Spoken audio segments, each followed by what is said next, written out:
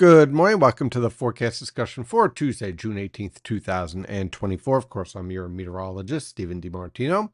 High pressure's in control this morning with a few scattered clouds here and there, some low clouds as you would expect with this humid morning, with temperatures already in the lower to mid 70s along the coast in some of your suburbs. Mid to upper 70s are already starting to show up in eastern Pennsylvania, with winds from the southwest around 5 to 10 miles per hour. Notice the visibility is around 7 to 10 miles. That's pretty good. And your dew points are pushing up into the 60s. And we're not talking about lower 60s, we're talking about upper 60s. So clearly, the humidity is on the rise. And we take a look at our surface map and radar from WeatherTap. Not much going on. It's very quiet. Now, what we're going to be watching for over the next couple of hours, much like yesterday, is to see whether we have any what we call cumulus field. Now, right now, you have high pressure in control, and that leads to sinking air, and sinking air suppresses precipitation. But in this type of humid environment, sometimes you can get what's called a sea breeze front right along the coast that could enhance localized lifting to spark a thunderstorm or two. So we'll watch that along the coast today.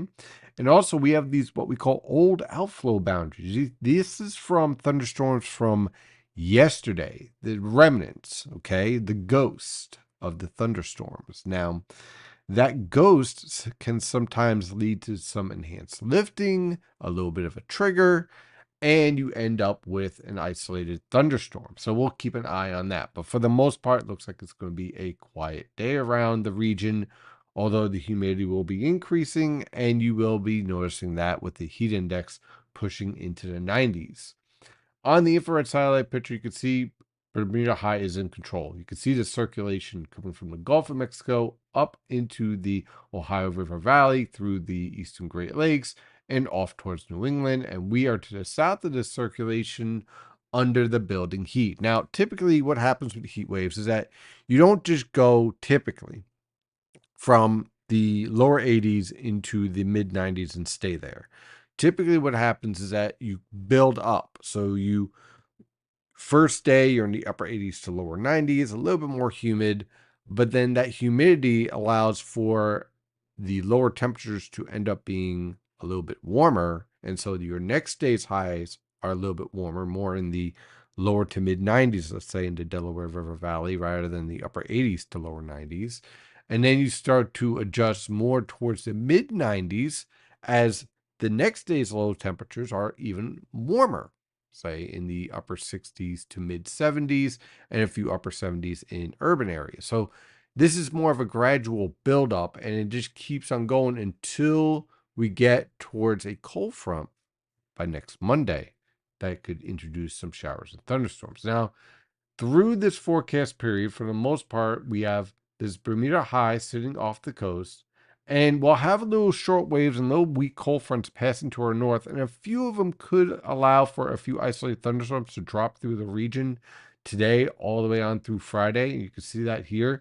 This looks to be a little bit too aggressive for my taste, but you get the idea here, where you have your hot and humid conditions in place, you have little weak cold fronts passing to the north, and so that continues to be a theme all the way on through Saturday and into Sunday. And what that generally leads to is low temperatures ranging from the mid to upper 60s over the northern interior, upper 60s to lower 70s in your suburbs, lower to mid 70s in your urban areas, and high temperatures ranging from the upper 70s to mid 80s on Long Island, mid to upper 80s on the immediate coast via the sea breeze, and then lower to mid 90s in the Delaware River Valley, and lower to mid 90s over the interior. Now, if we get enough sunshine, a little bit mixing, we could see a few locations push up into the upper 90s as well. Let's say around Philadelphia, Newark, locations like that.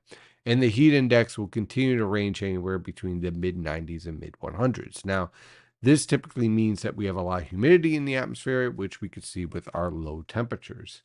By the time we get to Monday, a cold front will move through the region, and this cold front will produce showers and thunderstorms. And the potential here is for a few of these thunderstorms to reach possibly some severe levels, so we'll have to watch out for that very carefully. Looking at low temperatures on Monday morning in the lower to mid 70s over the interior and in your suburbs, upper 70s to lower 80s in your urban areas, and high temperatures in the upper 80s to lower 90s throughout the region. And then on Tuesday, high pressure will be in control with tranquil weather conditions. Look for low temperatures to range from, and again, this is with much lower humidity because the cold front has moved through, from the upper 50s to lower 60s over the northern interior and lower to mid 60s along the coast, and high temperatures ranging from the lower to mid 80s over the northern interior and mid to upper 80s along the coast. That is your forecast discussion for today. Have a wonderful day, and as always, stay safe out there.